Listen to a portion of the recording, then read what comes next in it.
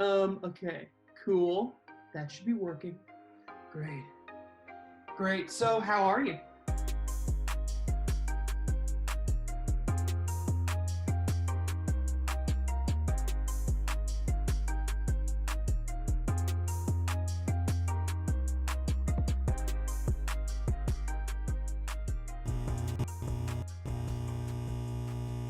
How you doing?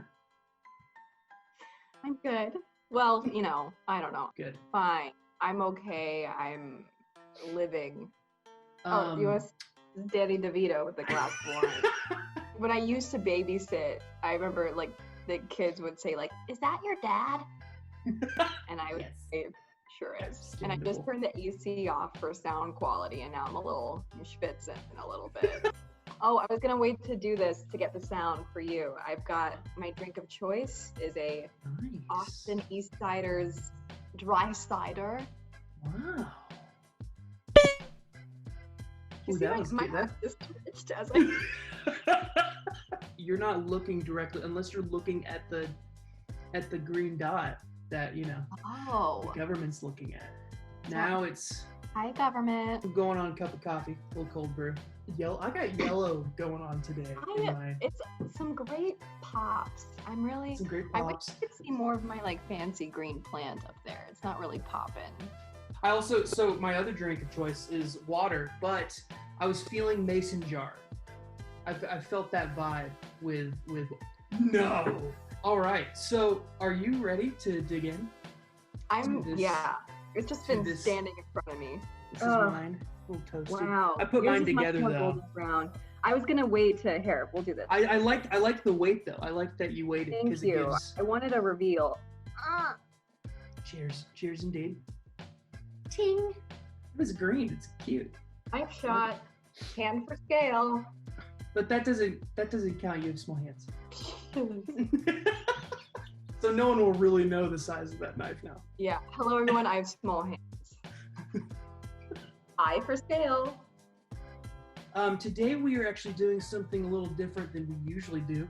We are trying a little vegetarian approach to it all, and we did a chickpea salad sandwich. Yeah. So are you ready to dig in? What all do you have in your sandwich? Like take me step by step layers. Okay. So I did the chickpea salad, which is like chickpeas, red onion. It called for dill. I could not find any dill at my grocery store, so sans dill. And then like a little bit of maple syrup, little bit of Dijon, little bit of vegan mayo or tahini. I used tahini. You did? Nice. Okay. Yeah, that's what I had. It's pretty good. It's like she said it's like for a more like earthy, nutty flavor. Yes. Yes. And then you make like this garlic herb sauce, which is basically just like hummus and lemon juice and garlic. Oh, and the chickpea salad also has sunflower seeds for that crunch. And then I added spinach and tomato. I got some tomatoes in there as well. And I also got some kale instead of spinach. But ooh. Oh wait, now I got it. Nice. I like hold it with one hand, which that's too risky for me. I'm excited. Are you ready to take a first bite? Yeah, I'm ready. All right. Let's hope we get the crunch.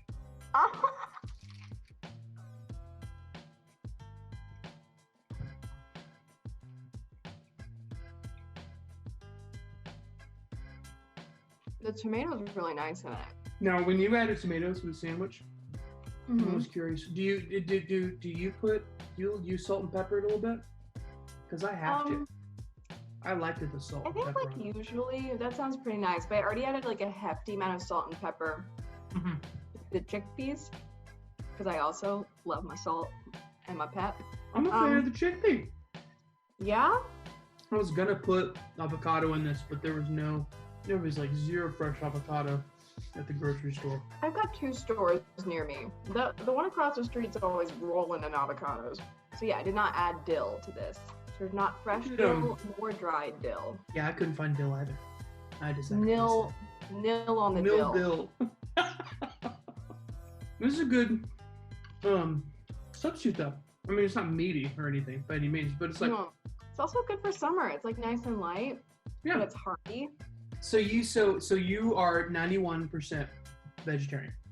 Yeah. Correct. Mm-hmm. Maybe 80, closer to like 87. I don't know. 87%. Okay. What's that journey been like? I suppose my journey with non-meat living. I remember when I was in middle school, I think I was 13, and my mom decided to go vegan for the entire summer, which meant that everybody else in the family had to go vegan. Had to go vegan. And I think it's me and my sister's like worst summer we've ever had. We just grew up with like chicken and ground beef and milk and cheese, and like it didn't feel like a complete meal without at least one of those things. And yeah, eventually by the end of it, my mom was just like, I miss eggs too much, I can't do it. But I actually like really enjoyed, I was very privileged to grow up with parents who like to experiment with cooking. And then I got to college and I was like, how do I feed myself? And I think senior year I decided to go vegetarian. And I didn't last very long because I think I went vegetarian for the wrong reasons. You know, lose weight and like look good. And I, ended up not knowing like how to get enough protein, or like I was very unsatisfied. And I had to stop. It wasn't until like moving to New York where, unless I went out and won something that had like chicken or meat or whatever, cooking at home in New York and like grocery shopping in general is just harder. So I was already kind of like I never really ate meat at home. And then the pandemic hit and it was like, oh, no meat, no thank you.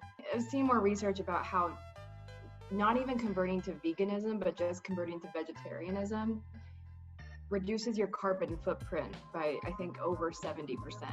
I do remember in college you being an avid, I mean, you were very hardcore recycler. Yeah, my roommates witnessed me trying to be sneaky. They would put like a water bottle or something in the garbage, or like some plastic container in the garbage, and I would open the garbage and I would take it out and rinse it. Or sometimes they'd recycle stuff. If you recycle stuff and you don't rinse it beforehand, it's just gonna get thrown away. But also, on the other hand, recycling also may be a hoax. There's so much of stuff that you recycle that doesn't actually get recycled, even if you do all the proper precautions. I've never really heard that conspiracy theory. They can't actually recycle everything. They can't actually process every single thing that gets recycled because the system is not right. Yeah, I think it's interesting, vegetarian and veganism. Like, I think it was kind of coined and marketed as like something to do for health and longevity. Like probably just in the past 10 years is more of like an incentive to end or like not support like non-ethical farming and like and like environment kind of thing. That's interesting. What do you rate this sandwich? If you got to, if you had to give it 0 to 5, 0 to 5. 0 to 5 chickpeas. Maybe like 4. 3.7 to 4. I tried like a little spoonful of it before I had the sandwich. I sorry if that's cheating, but I think I was really surprised by like, it was sweet, it was salty, it was earthy, it was nutty, it was crunchy.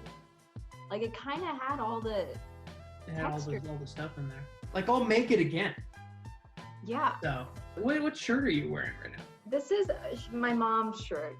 It's called I don't even know what it says. What does it say? That's my favorite thing, when someone wears a shirt and they just don't know what they're wearing. It's the Great Spring Blizzard, a storm worse than terrible. That winter, there was just like a really bad blizzard, and it was so bad that everyone made t-shirts and sold them to commemorate. There's always people profiting off of the blizzards. The blizzards. That's a great shirt, though. Every time I wear it, somebody's like, "What is that shirt?" And so I told this story. Is that a festival somewhere? Where's that festival? I had a great time with you. I'm happy that we finally did this. From our table to yours, we wish you a Merry Christmas. All of you tens and tens of people out there watching, thank you. Come back for more shenanigans. more sandwichigans. This is such a fun gimmick.